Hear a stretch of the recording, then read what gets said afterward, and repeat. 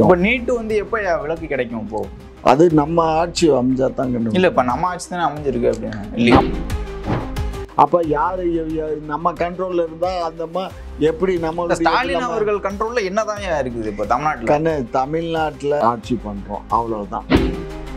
இந்த ஒன்றிய அரசை தாண்டி வந்து மாநிலத்துல திமுக என்னதான் வந்து ஆட்சியில இருந்தாலும் 39 எம்பிகள் வச்சிருந்தாலும் ஒன்னும் பண்ண முடியலங்கிறது உண்மைதான் கண்ணு. அது ஒன்றும் மாற்று கருத்து இல்லை. 26ல ஆட்சி வந்தாலும் எதுவும் பண்ண முடியாது அப்படிதான். 26ல ஆட்சிக்கு வந்தாலும் 29 இல்ல 31 அப்படின்னு சொல்லுங்க.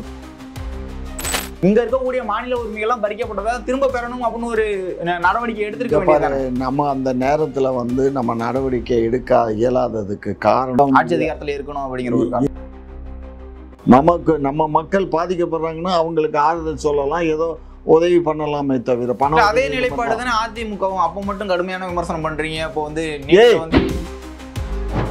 அவரு இப்ப இருக்கிறது யார்கிட்ட கேட்கணும்? இந்த மும்மொழி கொள்கை மாநில அரசு கிட்ட தான் கேட்கிறாரு. மாநில அரசு எல்லாமே ஒன்றிய அரசு தானே. இப்ப சட்டம் ஒழுங்கு ஒன்றிய அரசு கொடுத்துட்டீங்களா? இன்னைக்கு 1.5 கோடி வடக்கன்ஸ் இங்க வந்திருக்கானல்ல, அவனை தடுத்து நிப்பாட்ட நம்மளால இயலுமா? முடியாது. எதுவுமே முடியாது ஐயா, முடியாது.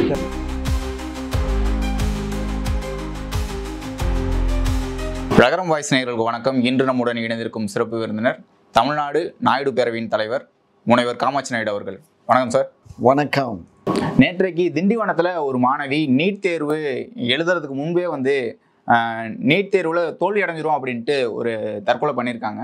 அந்த சம்பவம் வந்து பெரிய அளவில் பேசப்பட்டு இருக்கு. இன்றைக்கு எடப்பாடி பழனிசாமி அவர்கள் அறிக்கை கொடுத்துருக்காங்க. நீட் தொடர்பான ரகசியம் இருக்குன்ட்டு ஸ்டாலின் அவர்களும் உதயநிதி ஸ்டாலின் அவர்களும் தொடர்ந்து பேசிக்கிட்டு இருந்தாங்க. இதற்கான நடவடிக்கையே எடுக்கல, இந்த ரகசியத்தை இப்பயாவது சொல்லுவாங்களா அப்படின்னு கேட்டிருக்காங்க. மீண்டும் வந்து நீட் தொடர்பான தற்கொலைகள் தொடருது, அரசு சரியான நடவடிக்கை எடுக்கலன்னு குற்றச்சாட்டு வைக்கிறாங்க. இது குறித்து உங்களுடைய முதல் கருத்தை சொல்லுங்க சார். யார் ஆட்சி காலத்தில் கையெழுத்து போட்டாங்க நீட்டுக்கு? எடப்பாடி தானே கையெழுத்து போட்டாரு. இல்ல, திமுக ஆட்சி வந்தோன்னு சரி செஞ்சிருவோம் தானே சொன்னீங்க. திமுக ஆட்சி வந்த உடனே சரி செய்வோம்னு சொல்ல, நாங்க அதை சரி பண்றதுக்கு முயற்சி பண்ணுவோம். அந்த ரகசியம் எங்களுக்கு தெரியும்னு சொன்னோம். காரணம் என்னன்னா, நம்ம இந்தியா கூட்டணி ஆட்சிக்கு வந்துடும், இந்தியா கூட்டணி ஆட்சிக்கு வந்த உடனே நம்ம வந்து அதை சரி பண்ணிக்கலாம் அப்படின்னு சொல்லிட்டு சொன்னோம். ஆனால் இந்தியா கூட்டணி ஆட்சிக்கு வர்றதுக்கு வந்து வழி இல்லாமல் போயிடுச்சு. குறைவான தொகுதிகளில் தோற்று போனதுனால நம்ம ஆட்சி அமையலை. அதனால் நம்ம ஆட்சி அமையாதனால மறுபடியும் மோடி ஆட்சி வந்ததுனால அந்த ஆள் அதை ஒத்துக்கவே மாட்டேன்ட்டான். ஏற்கனவே நம்ம வழக்கு தொடர்ந்து சுப்ரீம் கோர்ட்டில் வழக்கில் வந்து சுப்ரீம் கோர்ட் வந்து நீட் இருக்கணும்னு சொல்லி சுப்ரீம் கோர்ட் தீர்ப்பு கொடுத்துருச்சு. அப்போ நம்ம இதை அரசியல் அமைப்பு பார்லிமெண்ட்டில் மெஜாரிட்டி வச்சு தான் நம்ம மாற்ற முடியும்.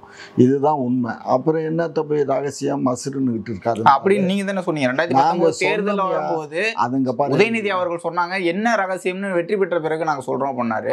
வெற்றி பெற்று ஆட்சியை முடிய போது கடைசி ஆண்டுகள்ல இருக்கு, 4ஆம் ஆண்டுகள் இருக்கு. இப்போ அதுதான் நாங்கள் பார்லிமெண்ட் தேர்தலில் ஜெயிச்சு வந்துட்டு நாங்கள் பண்ணிடுவோம்னு நினைச்சோம். நாங்கள் தோல்வியை தழுவி. அது இந்திய அளவுல ஒரு மாற்றம் வரணும். இந்திய அளவில். ஆனால் அந்த திமுக ஆட்சி வந்தோடனே மாறிடும் அப்படின்னு சொன்னீங்கல்ல. திமுக ஆட்சி வந்த உடனே மாற்றுறதுக்கு நாங்கள் முயற்சிப்போம்னு சொன்னோம். கையெழுத்து கூட வாங்கினோம், இயக்கம் பண்ணணும், எல்லாம் பண்ணோம். நடுவண் அரசு வந்து நமக்கு ஒன்றிய அரசு நமக்கு இணக்கமாக இல்லாத காரணத்தினால ஒன்றிய அரசு இந்த வேலையில் மட்டும் இல்லையா, ஒன்றிய அரசு வந்து பள்ளி குழந்தைகளுக்கு ஆசிரியர்களுக்கு கொடுக்க வேண்டிய பணத்தை ஒரு 2000 சொச்சம் கோடியே ரிலீஸ் பண்ணலை. ஏற்கனவே ஒரு 5000 சொச்சம் கோடியே ரிலீஸ் பண்ணலை. ரெண்டாவது, தமிழ்நாடு தான் வரி கொடுக்குற மாநிலங்கள்லேயே நம்பர் 2ல் இருக்கோம். அப்படி இருந்தும் நமக்கு வந்து வெறும் 29 பைசா கொடுக்குறான். வரி கொடுக்குற மாநிலங்கள்லேயே கடைசி மாநிலமாக இருக்கிறதுக்கு 40 பைசா கொடுக்குறான். இதெல்லாம் வந்து எங்கே போய் சொல்கிறது? இந்த ஒன்றிய அரசு பண்ணக்கூடிய தகுதித்த வேலைகள் வந்து இந்த அளவுக்கு இல்லைன்னு. இதே மாதிரியான பதில்கள் வந்து எடப்பாடி ஆட்சி காலத்தில் சொல்லும்போது வந்து அவங்கள்ட்ட வந்து கேட்டு பெற முடியல, நாங்கள் ஆட்சிக்கு வந்தால் கேட்டு போய்டுவோம் அப்படிங்கிற மாதிரி தானே திமுக பேசுனாங்க. அவங்க ஆட்சியில் இருக்கும்போது அவங்க கூட்டணியில் இருந்தாங்க. செல்லம், என்ன பேசுகிறீங்க?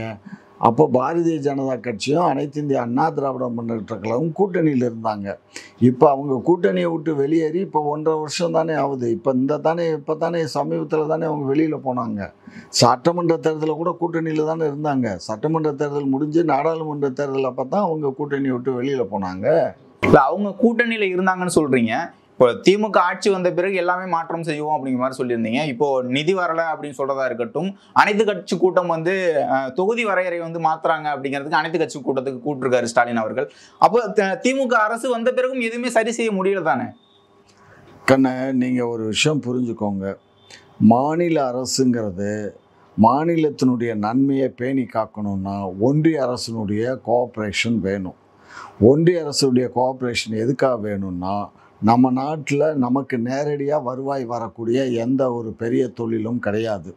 நம்ம ஜிஎஸ்டிங்கிற முறையில் இன்கம் டேக்ஸு, வெல்த் டேக்ஸு, அமலாக்கத்துறையின் மூலிமா அந்த டேக்ஸு, இதுபோல் பல்வேறு விதமான இங்கே இருக்கக்கூடிய தொழில் செய்யக்கூடிய அத்தனை வரிகளும் ஒன்றிய அரசு வாங்கிக்கிடுது. புரியுதுங்களா? ஒன்றிய அரசு வாங்கிக்கிறதுனால நமக்கு பணம் கிடையாது. நமக்கு ஒன்றிய அரசு தான் விடுவிக்கணும்.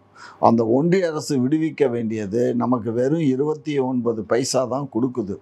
இந்த 29 பைசாவை வச்சு நம்ம என்ன டெவலப் பண்ண இயலும்? புரிஞ்சுக்கோங்க. அதை கேட்டு பெற வேண்டியது மாநில அரசு தானே. இப்போ 39 எம்பிகள் இருந்தும் ஒன்றும் பண்ண முடியலன்னு ஏன் ஸ்டாலின் அவர்கள் சொல்றாங்க? இப்ப தமிழ்நாடு அளவுல பெரிய அளவுல போராட்டம் நடத்தணும். ஆனா நடத்தல. ஒரே ஒரு பொதுக்கூட்டம் மட்டும் நடத்திட்டு அதுக்கு பிறகு பெரிய போராட்டம் இல்ல தமிழ்நாட்டை பொறுத்தவரை. தமிழ்நாட்டில் போராட்டம் பண்ணி மக்களுடைய உயிரை பலி கொடுக்க நாங்கள் விரும்பலை. நம்ம தமிழ்நாட்டு மக்கள் ரொம்ப ஏழைகளாக ரொம்ப சாதுவாக வாழ்ந்துக்கிட்டு இருக்கோம். நமக்கு இப்போ வெறியூட்டுற வேலையை டாக்டர் ராமதாஸ் தான் அந்த வெறியூட்டுற வேலையை பார்க்குறாரு. அவர் எதை எடுத்தாலும் அண்டன்னா அண்டங்கிடுகிடுக்க ஆகாயம் படபடக்க ஏதோ ஒன்று பழமொழியெல்லாம் சொல்லுவார். அப்படி போராட்டம் பண்ணுவேன் வைப்பேன்னு. அது மாதிரி எல்லாம் ஆளுங்கட்சியில் இருக்கக்கூடிய திராவிட முன்னேற்ற கழகம் சொல்லுவது. இப்போ மீண்டும் ஒரு மொழிப்போர் வரும் அப்படின்ட்டு மகேஷ் பொய்யாமொழி அவர்கள் பேசியிருக்காங்களே. பாருங்க, நாங்கள்லாம் மொழி போராட்டத்தில் சிறைக்கு போய் வந்த ஆட்கள் கண்ணு. அந்த மாதிரி எல்லாத்துக்குமே போராட்டம் தானே. போராட்டம் பண்ணுனா தான் கிடைக்கும் அப்படின்னா இப்போ இந்த பணத்தை விடுவிச்சிருவாங்கன்னு எதிர்பார்க்குறோம். அப்படி அந்த பணத்தை விடுவிக்கல அப்படின்னு சொன்னா போராட்டம் வெடிக்கும். இப்போ நீட்டு எப்ப விலக்கு கிடைக்கும்? இப்போ அது நம்ம ஆட்சி அமைஞ்சா தான் கண்டு. இல்ல இப்ப நம்ம ஆட்சி தானே அமைஞ்சிருக்கு அப்படின்னா. நம்ம ஆட்சின்னா மாநில ஆட்சி சொல்லலை கண்ணு. டெல்லி ஆட்சி நம்ம ஆட்சி அமையணும். நம்ம இந்தியா கூட்டணியோ அல்லது நம்ம அங்கம் வைக்கக்கூடிய ஒரு ஆட்சி அமைஞ்சிச்சுன்னு சொன்னால் அன்றைக்கு நாங்கள் எங்களுக்கு நீட்டுக்கு விலக்கு கொடுத்தா தான் நான் உங்களோட கூட்டணிக்கு வருவோம் அப்படின்னு நம்ம சொல்ல இயலும். இப்போ இவங்க ஃபஸ்ட்டு பீரியடு வாஜ்பாய்க்கு நம்ம ஆதரவு கொடுத்தோம்.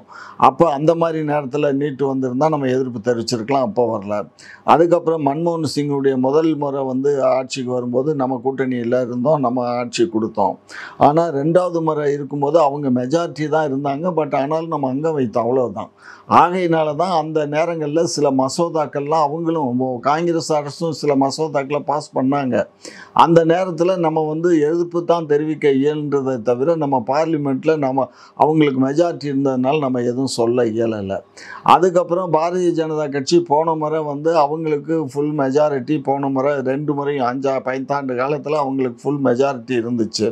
அவன் எல்லா சட்டங்களையும் இப்போ கிட்டத்தட்ட இந்திய அரசியல் அமைப்பு சட்டத்தை 68 முறை மாற்றிருக்கான்.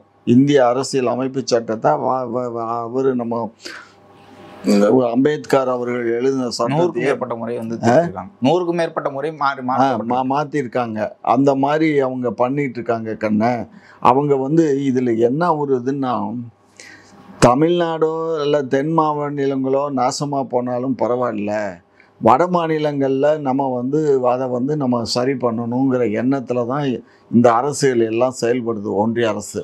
அதுக்கு காரணம் என்னென்னா, இப்போ இந்த மும்மொழி கொள்கைன்னு சொல்கிறான்ல, மும்மொழி கொள்கை வடநாட்டில் எந்த மாநிலத்தில் மும்மொழி கொள்கை இருக்குது சொல்லுங்கள் பார்ப்போம்.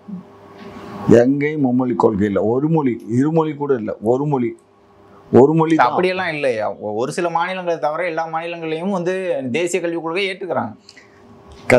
தேசிய கொள்கையை ஏற்றுக்கிட்டான்னா அப்போ எத்தனை மொழி இருக்கணும்? 3 மொழி இருக்கணும். இல்லை, ஹிந்தி ஃபஸ்ட்டு இருக்கணும் அவன் மாநிலத்தில், 2வது ஆங்கிலம் இருக்கணும், 3வது அவன் மாநில மொழி இருக்கணும். இல்லை, அவன் மாநில மொழிகளே இப்போ நாசமாக போயிடுச்சு.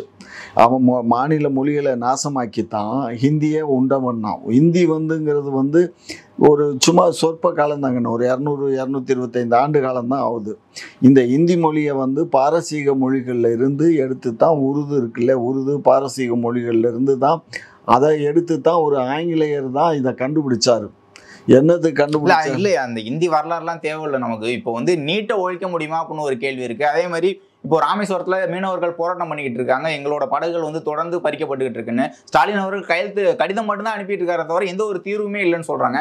கச்சத்தீவு வந்து போனதுக்கான காரணம் அன்றைக்கு இருந்த மத்திய அரசும் மாநில அரசும் அப்படின்ட்டு ஆர் என் ரவி அவர்கள் சொல்றாங்க. தொடர்ந்து விமர்சனங்களை வச்சுட்டு இருக்காங்க. சரி செய்யவே முடியலையே. ஆட்சி மாற்றம் ஆர் என் ரவி யாருடைய ரெப்ரசன்டேட்டிவ்? அவர் ஆளுநர். ஆளுநர் தான். யாரோட ரெப்ரசன்டேட்டிவ்? ஒன்றிய அரசினுடைய ரெப்ரசன்டேட்டிவ் தானே. ஏன் அவர் ஒன்றிய அரசு வேண்டியது தானே? இந்த மாதிரி நம்ம வந்து கச்சத்தீவை நம்ம திரும்ப வாங்கிக்கிடுவோம், கேன்சல் பண்ணிடுவோம்னா முடிஞ்சு போச்சு. இல்லை நீங்க அதே மாதிரி தேசிய அளவுல கூட்டணியில காங்கிரஸ் கூட்டணியில இருக்கும்போது ஆட்சியில் அங்கம் வைக்கும் போது இங்க இருக்கக்கூடிய மாநில உரிமைகள் எல்லாம் பறிக்கப்பட்டதா திரும்ப பெறணும் அப்படின்னு ஒரு நடவடிக்கை எடுத்திருக்க. நம்ம அந்த நேரத்துல வந்து நம்ம நடவடிக்கை எடுக்க இயலாததுக்கு காரணம் தெரியாம அறிவு கட்டத்தனமா ஒவ்வொருத்தரும் பேசுறான், நீயும் கேட்கிற. அன்றைக்கு வந்து அமெரிக்கா ஆட்சி அதிகாரத்தில் இருக்கணும் அப்படிங்கிற இல்லை, அமெரிக்காவினுடைய ஆதிக்கம் ரொம்ப அதிகமாக இருந்தது இலங்கையில். நமக்கு வந்து நீங்கள் நல்லா நினச்சி பாருங்கள், நமக்கும் பாகிஸ்தானுக்கு 72ன்னு நினைக்கிறேன், ஐ திங்க் அந்த சண்டை வார் நடக்கும்போது அமெரிக்காவினுடைய கப்பற்படை வந்து கம்ப்ளீட்டாக இந்து மகாசமுத்திரத்தில் சுற்றி வளைச்சிட்டான். சரியா? அப்போ அதுக்கு யார் சப்போர்ட் பண்ணான்னா இலங்கை தான் சப்போர்ட் பண்ணான். இலங்கை சப்போர்ட் பண்ணதுனால தான் அங்கே வந்துருச்சு அவனுடைய இராணுவ இதெல்லாம். ஆகையினால அவனை வந்து நம்ம வந்து கைக்குள்ளே போட்டுக்கணும் அவன் அப்படிங்கிற எண்ணத்தில் தான் நம்ம என்ன பண்ணோம், கச்சத்தீவை அவனுக்கு விட்டு கொடுத்து நம்ம அவங்களோட ஒப்பந்தம் பண்ணிக்கிட்டோம். சரிங்களா? அன்றைக்கு வந்து ரஷ்யா மாத்திரம் நமக்கு அன்றைக்கு வந்து அவங்க கப்பல் அனுப்பிச்சு இது பண்ணாமல் இருந்தால் அன்றைக்கி பெரிய இஷ்யூ ஆகிருக்கும். நம்ம ரஷ்யா நமக்கு சப்போர்ட்டுக்கு வந்த உடனே இவன் பின் வாங்கி போயிட்டானுங்க. புரியுதுங்களா? ஆகையினால நம்ம இலங்கையை நம்ம கையில் எடுத்துக்கணுங்கிறதுனால இந்திரா காந்தி அந்த அம்மையார் பண்ண வேலை அது. சரியா? அது டிப்ளமேட்டிக் பாலிடிக்ஸில் அது ஒரு டிப்ளமேட்டிக், அவ்வளோதான். ரெண்டாவது, கச்சத்தீவு வந்து நமக்கு சொந்தமானதாக அவனுக்கு விட்டு கொடுக்க நமக்கு ஒன்றும் பைத்தியம் கிடையாது. அவங்க அந்த நம்மளும் நாட்டில் அந்த அம்மாவுக்கும் பைத்தியம் இல்லை. ஒன்றை கொடுத்தா தான் ஒன்றை வாங்க முடியுங்கிறதுக்காக அந்த அம்மா கொடுத்தாங்க. என்ன வாங்கினீங்க சார்? எதுவுமே வாங்கல. எதுவும் வாங்கலைன்னு சொல்லாதீங்க. நம்ம இத்தனை ஆண்டு காலம் வந்து பீஸ்ஃபுல்லாக இங்கே ஆட்சி பண்ணுறதுக்கு காரணமே ஏன்னா நமக்கு வந்து கடல் வழியில் பார்த்தீங்கன்னா எங்கே பீஸ்ஃபுல்லாக இருக்காங்க? போனால் கடலில் போனால் சுட்டுக் கொள்றாங்க. எங்கே பாரு, கடலில் போனால் சுட்டுக் கொள்றாங்கிறத அது வேற. அது மீன் பிடிக்கிற சமாச்சாரத்தை நீ சொல்லிட்டு இருக்க. அந்த போராட்டம் தானே போயிட்டு இருக்கு. அந்த போராட்டம் இல்லைப்பா, இது அதுக்கப்புறம் நம்ம வருவோம். வந்து இந்த பக்கம் இருக்கக்கூடிய இந்த நீர்வழி போக்குவரத்து இருக்கே, இந்த நீர்வழி போக்குவரத்து வந்து மிகப்பெரிய போக்குவரத்து. இதை வந்து நம்ம வந்து தடுத்து நிப்பாட்டினா தான் நம்ம பீஸ்ஃபுல்லாக இருக்க முடியும். அமெரிக்கா கப்பல் வர்றதும் மற்ற வெளிநாட்டுடைய கப்பல் வர்றதெல்லாம் அதனுடைய திறவுகோல் வந்து அவங்ககிட்ட தான் இருக்குது. யார்கிட்ட இருக்குது? இலங்கைகிட்ட தான் இருக்குது. புரியுதுங்களா? அதுக்காக தான் நம்ம அப்படி பண்ணோம். நீ அது அந்த சப்ஜெக்ட் நீங்கள் அந்த நாலேஜ் வந்து நீங்கள் அதை கொஞ்சம் உலகளாவிய படித்தா. இல்லை, இப்போ வந்து பாஜக வந்து இந்த சிக்கல்கள்லாம் இருக்குது அப்படின்னு கேட்டால் இராணுவத்தில் காஷ்மீரில் எல்லையில் வந்து இராணுவம் எவ்வளோ போராடுது தெரியுமா அப்படிங்கிற மாதிரி ஒரு பதில் கொடுப்பாங்க. அதே மாதிரி மக்கள் பாதிக்கப்படுறாங்கன்னு கேட்டால் இது ஒரு பாதுகாப்புக்கான ஒரு நடவடிக்கை அப்படிங்கிற மாதிரி. பாதுகாப்புக்கான நடவடிக்கை தான். காஷ்மீரில் வந்து இவனுங்க சொல்கிற மாதிரி இல்லை. காஷ்மீரில் காஷ்மீரெல்லாம் இப்போ எவனும் பாக்கி பிஜேபி என்ன ஒரு வாதம் வைப்பாங்களோ அதே வாதம் தான் திமுக வைக்குதான்னு கேட்குறேன். காஷ்மீரில் இப்போ எந்த ஒரு பாகிஸ்தானையும் வந்து இப்போ துப்பாக்கியை தூக்கிட்டு சண்டைக்கு வரல. இங்கே இருக்கக்கூடிய தீவிரவாத குழுக்கள் இருக்குது. பாகிஸ்தான்லேயே சில தீவிரவாத குழுக்கள் இருக்குது. அந்த தீவிரவாத குழுக்களை வந்து நாங்கள் வந்து மாநில அந்தஸ்தை நாங்கள் வந்து எடுத்துட்டு நாங்கள் வந்து இதனுடைய இது கொண்டு வந்துட்டோம், நாங்கள் எல்லாத்தையும் அப்படின்னு லக்னோவை தனியாகவும் காஷ்மீரி தனியாகவும் ரெண்டாக பிரிச்சானுங்க யூனியன் பிரதேசமாக. என்ன பிடுங்கண்ணா? அதெல்லாம் ஒன்றிய அரசு என்ன பண்ணுறாங்கிறதெல்லாம் நீங்கள் டீப்பாலாம் போக மாட்டீங்க. ஒன்றிய அரசை தாண்டி வந்து மாநிலத்தில் திமுக என்னதான் வந்து ஆட்சியில் இருந்தாலும் 39 எம்பிகள் வச்சிருந்தாலும் ஒன்றும் பண்ண முடியலங்கிறது உண்மைதான் கண்ணு. அது ஒன்றும் மாற்றுக்கருத்து இல்லை. 26ல் ஆட்சி வந்தாலும் எதுவும் பண்ண முடியாது. அப்படிதான் 26ல் ஆட்சிக்கு வந்தாலும் அதுக்கு மறுபடியும் நம்ம நாடாளுமன்ற 29 இல்லை 31 அப்படின்னு கண்ணு இங்கே பாரு கண்ணு, 26 தேர்தலில் நம்ம வெற்றி பெற்று வந்தால் தான் அடுத்து வரக்கூடிய இப்போ இந்த ஆளுக்கு வந்து இந்த டைமில் மக்களுக்கு வந்து இப்போ வெறுப்பு வந்துருச்சு. தமிழ்நாட்டில் வந்த வெறுப்பு மற்ற மாநிலங்களில் வந்திருந்தா நாசமாக போயிருப்பான். அவன் நாசமாக போகாதனால தான் நமக்கு இவ்வளோ நீட் மட்டும் இல்லை தம்பா, உங்களுக்கு பார்க்கறதுக்கு நீட்டு தெரியுது. இப்போ இந்த பிரச்சனை இருக்க, நீங்கள் இப்போ சொன்னீங்கல்ல நம்ம மீனவர்களுடைய பிரச்சனை இருக்குல்ல, நம்ம மீனவர்கள் வந்து அவங்க எல்லைக்கோட்டை தாண்டி போகும்போது தான் அந்த பிரச்சனை வருது அப்படிங்கிறத கன்ஃபார்ம் பண்ணுறது யார் கன்ஃபார்ம் பண்ணணும்? நம்ம இராணுவம் போகணும்ல. அவன் நாட்டு இராணுவம் அதை செய்யுது. நம்ம உள்நாட்டு இராணுவம் நம்ம இந்திய இராணுவம் என்ன கண்ணு பண்ணுது? அவன் அந்த கேட்கணும் அரசுகிட்ட. அது அரசுகிட்ட அதை கேட்காம இல்லை, அதெல்லாம் கேட்டு அதெல்லாம் எழுதிட்டு இருக்கோம். இன்னும் சொல்ல போனால் இதே ராமேஸ்வரத்தில் அப்போது இருந்த இவங்க அந்த அம்மா பேர் வந்து ஒரு மகளிரில் ஒரு அம்மா இருந்தாங்க. அந்த அம்மா வந்து அங்கே பேட்டி கொடுக்கும்போது என்ன சொன்னாங்க, இந்த மாதிரி வந்து இதுக்குன்னு தனியாக நாங்கள் வந்து ஒரு டிபார்ட்மெண்ட்டே ஆரம்பிச்சிருவோம், ஆகையினால நீங்கள் யார் மீனவர்கள் கஷ்டப்பட வேண்டியது வராதுன்னு சொன்னாங்க. ஆனால் மீன் வளத்துக்குன்னு ஒன்று ஆரம்பித்தாங்க. ஆனால் அதுக்கும் இதுக்கும் சம்மந்தம் இல்லை. மீனை பெருக்கிறதுக்கு என்னவோ அதைத்தான் பண்ணாங்களே தவிர மீனவர்களுடைய பிரச்சனைக்கு இவங்க தீர்வு காணலை ஒன்றிய அரசு. இப்போ மீனவர்களுடைய பிரச்சனையில் மாநில அரசு எதுவும் செய்ய இயலாது, புரிஞ்சுக்கோங்க. நம்ம மக்கள் பாதிக்கப்படுறாங்கன்னா அவங்களுக்கு ஆறுதல் சொல்லலாம், ஏதோ உதவி பண்ணலாமே தவிர பணம். அதே நிலைப்பாடு தானே அதிமுகவும். அப்ப மட்டும் கடுமையான விமர்சனம் பண்றீங்க. அப்போ வந்து அப்ப அவன் கூட்டணியில இருந்தான்ப்பா, ஏன் புரியாம பேசுறீங்க? நீங்க கூட்டணியில இருக்கும்போது செய்ய முடியலன்னு சொல்றீங்க. யார் சொன்ன? நாங்க கூட கூட்டணியில கல்வி வந்து மாநில பட்டியலுக்கு மாத்த முடியும் தானே?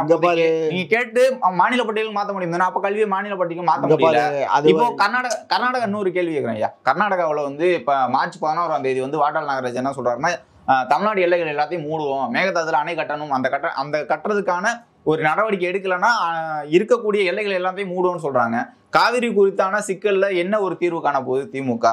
ஏன்னா இதற்கு முன்பே தண்ணி தரக்கூடாதுன்ட்டு ஸ்டாலின் அவர்களோட புகைப்படத்தை வந்து அவமானப்படுத்துறாங்க. அதுலயும் நடவடிக்கை எடுக்க முடியாதுன்னு சொல்ல போறீங்க. வட்டல் நாகராஜ் ஒரு பெரிய ஆள் இல்லை. அவன் அந்த ஆளை பத்தி எனக்கு பர்சனலா இனோவர்வல், சரியா? அவன் ஏதோ அவன் வந்து கன்னடத்துக்காரனே இல்லை, அவன் தெலுங்குக்காரன். அங்கே உட்காந்துட்டு கனடியன்கிற போர்வையில் அவன் ஒரு குரூப்பை சேர்த்து வச்சுக்கிட்டு ஒரு 1000-2000 பேரை வச்சுக்கிட்டு அவன் மிரட்டுறான். அவன் அரசாங்கத்தை மிரட்டுறான், அக்கம் பக்கம் இருக்கவங்களை பூரா மிரட்டுறான். காரணம் என்னன்னா, அந்த அரசாங்கம் அவனுக்கு லீலியண்டாக இருக்குது. இன்றைக்கு நான் இங்கே ஒரு அமைப்பை உண்டு பண்ணி நான் வந்து முன்னாடியே இப்போ ஒரு பறக்கும் படைன்னு ஒன்று வச்சுட்டு இருந்தேன். ஒரு 10 வேனெல்லாம் வாங்கி போட்டு வச்சுக்கிட்டு இருந்தேன். எங்கெங்கே மக்கள் பாதிக்கப்படுறாங்களோ உடனே ஆள் அனுப்பிச்சு அங்கங்கே எல்லாம் சரி பண்ண. அது என்ன தாதான்னு சொல்ல ஆரம்பிச்சுட்டாங்க, தாதா வேலை பார்க்குறாருன்னு, புரியுதா? அதனால அதெல்லாம் விட்டு தொலைச்சிட்டேன்னா இப்போ அது மாதிரி நம்மளும் இங்கே பண்ண இயலும். அவன் ஒரு மாநிலத்திலேருந்து இன்னொரு மாநிலத்துக்கு எல்லையை அடைக்கிறேன்னு சொல்கிறது அவ்வளோ ஈஸியெல்லாம் பண்ண முடியாது. ஏதோ ஒரு நாள் 2 நாள் அடைப்பானே தவிர இராணுவம் வந்துடும், புரியுதுங்களா? அதெல்லாம் வந்து இப்போ நம்ம ஒன்றும் வெரி சிம்பிள். இன்னைக்கு 1.5 கோடி வடக்கன்ஸ் இங்கே வந்திருக்கானல்ல, அவனை தடுத்து நிப்பாட்ட நம்மளால் இயலுமா? முடியாது, எதுவுமே முடியாது ஐயா, முடியாது கண்ணு. எல்லாமே அதிகாரங்கள் எல்லாமே ஒன்றிய அரசு கையில் தான் செல்லம் இருக்கு. ஒன்றிய அரசு தான் நடவடிக்கை எடுக்கணும். இப்போ எல்லாம் இந்தி படிங்கிறான் இந்த நாய். ஹிந்தி படிச்ச நாய் தானே இப்ப இங்க வருது, அங்க வேலை வாய்ப்பு இல்லைன்னு தானே இங்க வர. அப்பெல்லாம் கடுமையான விமர்சனம் வச்சா கூட அவங்களுக்கு அறிவு இருக்காது. அவங்க சோத்த தின்னா அறிவு இருக்கும், அவங்க தான் ரொட்டியை திங்கிற பயிலுக்கு எங்க அறிவு இருக்கும் சொல்லு? ஆனா அவங்க ஓட்டு வாங்குறதுக்கு ஈரோட்ல வந்து இந்தியில எல்லாம் பெயர் பலகைலாம் எழுதி இப்ப இங்க வடக்கன்ஸ் பூரா இங்க வந்துட்டான். அங்க ஏற்கனவே அங்க வந்து கிட்டத்தட்ட ஒரு 100 ஆண்டு காலமாக அந்த மஞ்சள் அங்கே வியாபாரம் இருக்க, மஞ்சள் வியாபாரமும் அங்கே வந்து இந்த விசைத்தறிகள் போட்டு அங்கே துணிகள்லாம் நிறைய தயார் பண்ணுறான் ஈரோட்டில். அதனால கிட்டத்தட்ட ஒரு 50-60 ஆண்டுகளாக 100 ஆண்டுன்னே சொல்லலாம். ஏன்னா நான் சிறு வயதில் இருக்கும்போதே அங்கே எல்லாம் ஹிந்திக்காரங்க இருந்தாங்க. ஸோ இப்போ ஒன்றும் சவுகார்பேட்டை வச்சுக்கோ, சவுகார்பேட்டைக்காரன்லாம் எப்போ வந்தான்? பல 100 ஆண்டுகள் ஆச்சுல சவுகார்பேட்டைன்னு ஒன்று ஃபார்ம் ஆகிய இல்லைங்களா? பிரிட்டிஷ்காரன் காலத்திலே சவுகார்பேட்டை ஃபார்ம் ஆகிடுச்சு. அப்போ அந்த மக்களுக்கு என்ன மொழி புரியுமோ அந்த மொழியில் தானே சொல்ல இயலும் தங்கம். அதுக்காக ஹிந்தியில் அவங்க ஓட்டு போடுங்கன்னு ஓட்டு கேட்கறதுக்கு ஏன் ஹிந்தி படித்தான்? இப்போ போஸ்டர் அடித்து ஓட்டுனாங்க, அவ்வளோதான். வாலில் எழுதியிருந்தாங்க. இப்போ தமிழ்நாட்டை பொறுத்த வரைக்கும் வந்து சட்டம் ஒழுங்கு சரியில்லை, நிறைய வந்து பாலியல் வன்கொடுமைகள் நடந்துகிட்டு இருக்கு அப்படின்ட்டு பாமக தலைவர் அன்புமணி ராமதாஸ் அவர்கள் வந்து பேசியிருக்காங்க. இது தொடர்ந்து வந்து தமிழ்நாட்டில் இந்த சிக்கல்கள் தொடர்ந்துகிட்டு இருக்கு அப்படின்னு சொல்றாங்க. எல்லா எதிர்கட்சியுமே இந்த விமர்சனம் வைக்கிறாங்க. கண்ணு, ராமதாஸ் உடைய பையன் அன்புமணி ராமதாஸ் இருக்காரு, ஆமா, அவர் வந்து ஒரு சந்தர்ப்பவாதி, புரியுதா? அவரு இப்ப இருக்கிறது யார்கிட்ட கேட்கணும்? இந்த மும்மொழி கொள்கை மாநில அரசு கிட்ட தான் கேட்கிறாரு. மாநில அரசு எல்லாமே ஒன்றிய அரசு தானே. இப்ப சட்டம் ஒழுங்கு ஒன்றிய அரசு கொடுத்துட்டீங்களா? சட்டம் ஒழுங்கு நம்ம கிட்ட இருக்குது. ஆனா அந்த IAS IPS ஆபீசர்ஸ் எல்லாம் யார் கண்ட்ரோல்ல இருக்கான் அது தெரியுமா உனக்கு? அது அந்த பொம்மநாட்டி ஒரு டிஜிபி ADGP என்ன சொன்னான்? 1/2 மணி நேரத்துக்கு முன்னாடி போயிருந்தேன்னா என்ன தீயை வச்சு கொளுத்திருப்பானுன்னு பேசிச்சா இல்லையா? ஆஃபீஸுக்குள்ளேயே தீய வச்சு கொளுத்திருப்பாங்கன்னு. அப்போ யார் நம்ம கண்ட்ரோலில் இருந்தால் அந்த எப்படி நம்ம ஸ்டாலின் அவர்கள் கண்ட்ரோல்ல என்னதான் இருக்குது இப்போ தமிழ்நாட்டில்? தமிழ்நாட்டில் நம்ம ஆட்சி பண்ணுறோம் அவ்வளவுதான். வேறு எதுவும் ஒன்றிய அரசு தான் எல்லாமே. நீயும் நானும் பேசுறதுக்கும் இந்த யூடியூப் சேனலே அவன் தான் நினைச்சான்னா உடனே முடக்கி போடுவான். புரிஞ்சதா? நமக்கண்ட ஒன்றும் கிடையாது. ஒரு ஒரு முக்காத்துட்டுக்கு பிரயோஜனம் இல்லை. தமிழ்நாட்டில் இருக்கக்கூடிய மக்கள் வந்து மகிழ்ச்சியா இருக்காங்கன்னு நினைக்கிறீங்களா? திமுக ஆட்சி 4 ஆண்டுகள் ஆட்சி நடந்துச்சு, தொடர்ந்து வந்து போராட்டம் அறிவிச்சிருக்காங்க, போராட்டம் பண்ணிக்கிட்டே தான் இருக்காங்க. ஆட்சி வந்து சரியா இல்லைங்கிற ஒரு குற்றச்சாட்டு இருக்குல்ல. பிரசாந்த் கிஷோர் அவர்கள் கூட வந்து மக்கள் வந்து அதிருப்தியில் இருக்காங்க. விஜய் அவர்கள் வந்து 2026 வெற்றி பெற்றுவாரு, திமுக தொடர்ந்து வாரிசுகளை வந்து கொண்டு வர்றது காரணத்தினால வந்து மக்கள் வந்து விஜய் பக்கம் போவாருன்னு சொல்லியிருக்காங்க. இது குறித்து உங்களுடைய கருத்து சொல்லுங்கப்பா. அது ஒரு லூசு மாக்கேன். அவன் அங்கே ஒரு கட்சி ஆரம்பித்தான் பீகாரில். கட்சி ஆரம்பித்து 4 நாடாளுமன்ற உறுப்பினர் தேர்தலில் நிப்பாட்டினான். 4 பேரும் டெபாசிட் கூட வாங்கலை. அது இப்போ தானே கட்சி தொடங்கியிருக்காங்க. அது எப்போ தொடங்கினான்னா ஏது தொடங்கினான்னா இவன் தான் டிப்ளமேட்டிக் ஆச்சு, இவன் தான் அரசியல் சாணக்கியனாச்சு, அரசியல் வியூக வகுப்பாளர்கள். அவரை கூப்பிட்டு இருந்தானே 21 வெற்றி பெற்று. அதெல்லாம் அப்படின்னு நீங்களா இல்லையா கூப்பிட்டு வரலையா? அந்த நாய் நான் வந்தான், எங்களுக்கு ஆலோசனை சொல்றதுக்கு வந்தான். அதுக்காக அவனால நாங்கள் ஜெயிச்சோம், மக்களால தான் ஜெயிச்சோமே தவிர அவனால ஜெயிக்கல. புரிஞ்சுக்கோ.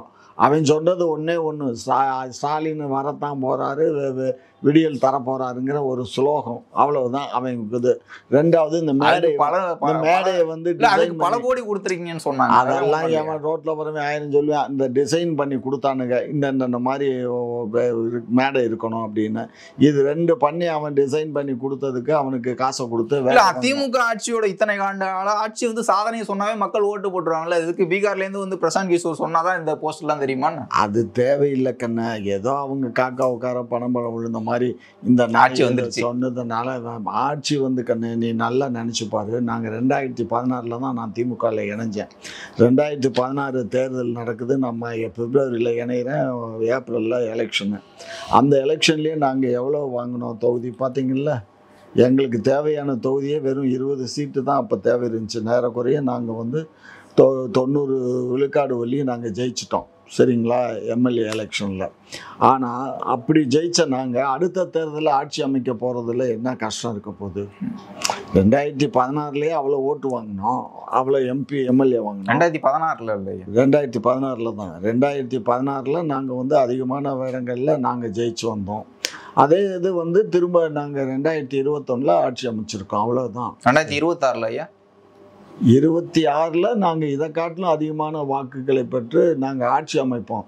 ஏன்னா எங்களுடைய ஆட்சியை காட்டிலும் வேறு எவனும் இங்கே வந்து பண்ணிட முடியாது. அதான் மாநிலத்தில் வந்து சட்ட ஒழுங்கு கெட்டுப்போச்சுங்கிறான். தனி மனிதன் ஒழுக்கம் கெட்டுப்போச்சு. ஒவ்வொரு தனி மனிதனும் நினச்சி பார்க்கணும், நமக்கு அம்மா இருக்காங்க, அக்கா இருக்காங்க, தங்கை இருக்காங்க, இவங்கெல்லாம் நம்ம தனி மனித ஒழுக்கம் வந்து கெட்டு போனதுக்கான காரணம் வந்து இங்கே இருக்கக்கூடிய டாஸ்மார்க், அதனால் குடிக்கிறாங்க, மது போதைகள் பழக்கம் வந்து அதிகமாக இருக்குது. இளைஞர்கள் மத்தியில் கல்வி வேலை வாய்ப்புன்னு போகாமல் கள்ளச்சாராயம் வந்து இருக்குது. இப்போ மயிலாடுதுறையில் பார்த்துருப்போம் கள்ளச்சாராயம், அந்த ஒரு சம்பவம் பார்த்துருக்கோம். அதே மாதிரி தமிழ்நாடு முழுக்க இருக்குன்னு சொல்கிறாங்க. இப்போ மதுரையில் கூட இன்றைக்கு ஒரு சம்பவம் நடந்திருக்கு. மது போதையில் வந்து ஜேசிபி எடுத்து எல்லா காரு ஆட்டோவெல்லாம் மோதி பண்ணியிருக்காங்க. இப்போ அந்த சட்டம் ஒழுங்கு சரியில்லாத காரணம் வந்து இந்த டாஸ்மார்க்கும் கள்ளச்சாராயமும் ஒரு காரணம்னு சொல்ல முடியுங்களா? இல்லை, கள்ளச்சாராயங்கிறது ரொம்ப ரேரு, இப்போ ரொம்ப ஒடுக்கியாச்சு. சாராய கடைகள், அதாவது அரசு வந்து டாஸ்மாக் கடையினால சில பிரச்சனைகள் இருக்குது. இந்த டாஸ்மாக் கடையை மூடினோம்னா கள்ளச்சாராயம் பெருகும். டாஸ்மாகை மூடினோம்னா அதிகமாக கள்ளச்சாராயம் வரும். ரெண்டாவது, டாஸ்மாக்கு வந்து எங்களால் ஆரம்பிக்கலை. கலைஞர் ஆட்சி காலத்தில் வந்து ஆரம்பிச்சுட்டு 1 இயர்லேயே வந்து அதை மூடிட்டோம் நாங்கள். அப்போ அந்த சாராய கடை கல் கடை ஆரம்பிச்சுட்டு உடனே மூடியாச்சு. அதுக்கப்புறம் ஆட்சிக்கு வந்த புரட்சி தலைவர் எம்ஜிஆர் வந்து தான் வந்து சாராய கடையை வந்து அதுவும் யாருக்கெல்லாம் கொடுத்தாரு? அவர் கட்சிக்காரங்களுக்காக பார்த்து அதிமுக காரங்களுக்கெல்லாம் பார்த்து, திமுக காரங்களுக்கு கொடுக்கல இப்போதைக்கு. ஆமாம், அப்போ திமுக காரங்களுக்கு கொடுக்கல. அதிமுக காரங்களுக்கு அந்த மெம்பர் கார்டு இருக்கணும், உறுப்பினர் அட்டை இருந்து அதெல்லாம் அட்டாச் பண்ணி அந்த அப்ளிகேஷனை வாங்கி ஃபுல்லப் பண்ணி கொடுத்தா தான் கடை. எனக்கு 2 கடை கொடுத்தாங்க, புரிஞ்சுங்களா? ஆகையினால அது எப்போ எந்த காலகட்டத்தில்? அப்புறம் நீங்கள் திமுகவில் இருந்திருப்பீங்க, அப்போ எப்படி? நான் அப்போ வந்து 72 நான் எம்ஜிஆர் கூட வந்துட்டேன். எம்ஜிஆர் மன்ற தலைவராக இருந்தேன் மதுரையில். அதனால எம்ஜிஆர் கூட வந்து முதல்ல எம்ஜிஆர் கட்சியில் ஜெயிலுக்கு போனதே நான் தான். என்னது, எதற்காக போராட்டம்? கொடி ஏற்றினேன். அதாவது தாமரை கொடி, அதாவது வெள்ளை தாமரை கொடினா அதான்ப்பா வந்து கட்சியில் கொடியே உண்டு பண்ணலைப்பா. இப்போ இருக்க அதிமுக கொடியை அப்போ உண்டு பண்ணலை. உண்டு பண்ணாமல் நமக்குன்னு ஒரு கொடி வேணும் அப்படிங்கிறதுக்காக எம்ஜிஆர் தாமரை மொட்டு போல் அழகாக இருக்காருங்கிறதுக்காக ஒரு தாமரை படத்தை போட்டு வெள்ளை வெல்வெட்டு துணியில் அதை வச்சு தச்சு கொடி ஏற்றிட்டான். நான் அப்போ அரெஸ்ட் பண்ணது அதுக்கு தான் அந்த ஆட்சி இருந்துச்சு, திமுக ஆட்சி தான். பாதியே ரிமாண்ட் பண்ணி ஒரு 15 நாள் ரிமாண்டில் இருந்தேன். அதுக்கப்புறம் தலைவர் கூப்பிட்டு அப்புறம் இங்கே ஒரு 3-4 மாதம் இங்கே பாய்ஸ் கார்டன் அவருடைய இதில் இருந்தேன். ராமவரம் தோட்டத்தில் தான் இருந்தேன். இருந்துட்டு கட்சி ஆஃபீஸுக்கு போக வர அந்த வேலை பார்த்துட்டு இருந்தேன். அதுக்கப்புறம் மறுபடியும் இப்போ நீங்கள் கொடியேற்றத்தை பற்றி சொல்லியிருந்தீங்க. இப்போ திருமாவளவன் அவர்கள் சமீபத்தில் பேசினது 2 எம்பி இருக்கோம், 4 எம்எல்ஏ வச்சுருக்கோம், இருந்தாலும் தமிழ்நாட்டில் எங்களால் கட்சி கொடியை ஏற்ற முடியல அப்படிங்கிற ஒரு விமர்சனம் வைக்கிறாங்க. கூட்டணி கட்சியாக இருக்கிறாங்க, அதே மாதிரி திமுக கூட நெருங்கி இருக்காங்க. 2026 கூட்டணியில் தான் பயணிக்கும்னு சொல்கிறாங்க. ஆனால் அந்த சாதி ரீதியான போக்கு தொடர்ந்துகிட்டே தான் இருக்குது. ஆட்சி மாற்றம் வந்தாலும் இந்த சாதி ரீதியான தாக்குதல்கள் நடந்துகிட்டு இருக்கு. கொடி கூட ஏற்ற முடியலன்னு சொல்றாரு திருமாவளவன் அவர்கள். கொடி ஏற்றுறதுக்கு புதுசாக ஒரு அரசியல் சட்டம் ஒன்று கொண்டு வந்தோம். அதாவது அரசு, அதாவது தனியார் இடங்களில் கொடி ஏற்றிக்கலாம், அரசுக்கு சொந்தமான இடங்களில் கொடி ஏற்றக்கூடாது இனிமே. அதாவது இந்த சட்டம் போட்டாங்கல்ல, அதுலேருந்து அதுக்கு முன்னாடி இப்போ ஒரு கொடிமரம் இருக்குன்னு வச்சுக்கோ, அதே கொடிமரத்தில் ஒரு கொடி ஏற்றுறதுல யாரும் அப்ஜெக்ஷன் இல்லை. புதுசாக இந்த மதுரை பொதூரில் ஒரு பிரச்சனையே அங்கே தான் வந்துச்சு. பஸ் ஸ்டாண்டு பக்கத்தில் என்ன பண்ணாங்கன்னா, அங்கே இருந்த ஒரு சாதாரண ஒரு கொடிமரம் ஒரு 40 அடியிலையோ 30 அடியிலையோ இருந்தது. அந்த கொடிமரத்தை எடுத்துட்டு பெருசாக ஒரு போட்டு உயரமான ஒரு கொடிமரத்தை போடும்போது தாசில்தார் இவங்கெல்லாம் அதை அப்ரூவ் படுத்திட்டாங்க. பழைய கொடிமரம் இருந்ததில் பழைய கொடிமரத்தில் கொடி ஏற்றுறதுல யாரும் அப்ஜெக்ஷன் கிடையாது.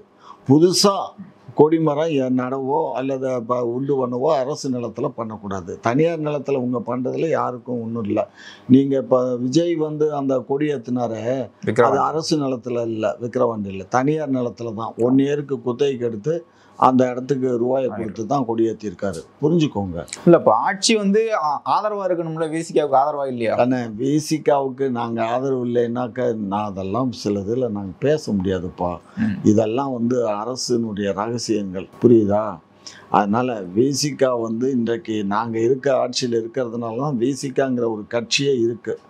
எங்கள் கூட கூட்டணியில் இல்லாமல் இருந்தால் விசிகாங்கிற கட்சியே இல்லை. ஒருவேளை கூட்டணி இல்லாமல் வேற கட்சிக்கு, விஜய் கட்சியோ அதிமுகவோ போயிட்டாருன்னா என்ன மாதிரியான நிலை? எங்களுக்கு அதை பற்றியெல்லாம் கவலையே இல்லை. யார் பாமக கூட்டணி வச்சுக்கிங்களா? ஒரு பழமொழி தெரியுமா உனக்கு? யார் யாரோட போனாலும் லபைக்கு 10 பணம்னு சொல்லுவாங்க. யார் யாரோட கெட்ட வார்த்தை சொல்கிறீங்களா? கெட்ட வார்த்தை தான் அது. யார் யாரோடனா, அதாவது இல்லை வேணாம், அந்த விளக்கம் வேணா. நான் அடுத்த கேள்வி வந்துடுறேன். சீமான் அவர்கள் அவர்களுடைய வீட்டில் சமன் ஓட்ட போயிட்டு அந்த காவலாளியை தாக்கி காவலர் அரெஸ்ட் பண்ணக்கூடிய ஒரு நிகழ்வு பார்க்க முடிஞ்சிச்சு.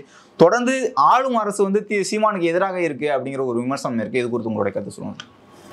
சீமானுக்கு ஆளும் அரசு எதிராக இருந்தால் அவர் வெளியில் தலை காட்ட இயலுமா? ஆதரவாக இருக்கீங்களா அப்படின்னா திமுக அரசு? ஆதரவும் இல்லை, அவருக்கு எதிர்ப்பும் இல்லை. நாங்கள் பாட்டுக்கு எங்கள் வேலையை பார்க்குறோம், அவர் வேலையை பார்க்குறாரு, எங்களை கழுவி ஊத்துறாரு. புரிஞ்சுக்கோ. அவர் நிம்மதியாக இருக்கிறதுக்கு காரணமே நாங்கள் தாங்கிறத அவர் மறந்துட்டு பேசுகிறாரு. நாங்கள் குடைச்சல் கொடுத்தோம்னா அவரால் தாங்க முடியுமா சொல்லு? 72 இடத்துல இப்போ பெரியாரை பற்றி பேசுனதாக கம்ப்ளைண்ட் ரிசீவ் பண்ணியிருக்கோம். ஒவ்வொரு ஊர்லேயும் ஒரு எஃப்ஐஆர் போட்டு அங்கே சமனை போட்டு ஒவ்வொரு ஊர்லேயும் கேஸ் நடத்தினா இவர் என்ன பண்ணுவார்? எல்லா கேஸையும் ஒரு இடத்துல வச்சு என்கொயரி பண்ணுங்கம்மா. ஒரே இடத்துல என்கொயரி பண்ணாலும் நாங்கள் சட்ட சிக்கல் வருமா இல்லையா? அதெல்லாம் புரியாமல் பேசுகிறாரு. அவருக்கு வாய் புளிச்சதோ மாங்காய் புளிச்சதோன்னு பேசுவார். அவர் சீமான் அவர்கள் பேசுகிறதுக்கெல்லாம் அர்த்தமோ அதுக்கு ஒரு விளக்கமோ சொன்னோன்னு வச்சுக்கோ, நம்ம முட்டாள் ஆகிடுவோம். இல்லை அப்போ ஆதரவாக இருக்கீங்களா இல்லை கண்டுக்காமல் இருக்கீங்களா? என்ன கண்டுக்காம தான் இருக்கும், ஆதரவு இல்லை. அப்போ பெரியார் குறித்து அவர் கடுமையாக விமர்சனம் பண்ணும்போது எப்படி கண்டுக்காம இருக்கிறீங்க? கண்டுக்காம இருக்கணும்னா என்ன காரணம்? அச்சப்படுதா திமுக அரசு சீமானை கைது பண்றது? அச்சம் இல்லை கண்ணு, அச்சம் இல்லை, அறியாமையில பேசுறாது இந்த குழந்தைப்பா. ஒரு கண்ணுக்குட்டி இளங்கண்டு பயம் அறியாதுன்னு பழமொழி கேள்விப்பட்டிருக்கேன். அதுக்கு பயம்னா என்னன்னு தெரியல. தட்டைக்காட்டில் அது வாட்டுக்கு ஓடிக்கிட்டு இருக்கோம். நம்ம ஓடணும்னா தட்டை குத்தி போயிடும். அதனால நம்ம ஓட மாட்டோம். பார்த்து தான் அந்த புதரை பார்த்து தான் கால் வச்சு ஓடுவோம். கண்ணுக்குட்டிக்கு அது தெரியாது, அது பாட்டு ஓடிட்டு கிடக்கும். அது மாதிரி அவர் கண்ணுக்குட்டி மாதிரி அவர் காலமாடு அது பாட்டுக்கு மேயுது. அதை போய் நம்ம லகானை போட்டு நிப்பாட்டணும்னு வச்சுக்கோ, அவ்வளோதான், அது கதை முடியும். எவ்வளோ நேரம் உங்களுடைய நேரத்தை ஒதுக்கி உங்களுடைய கருத்துக்களை தெரிவித்ததுக்கு மிக்க நன்றி. நன்றி.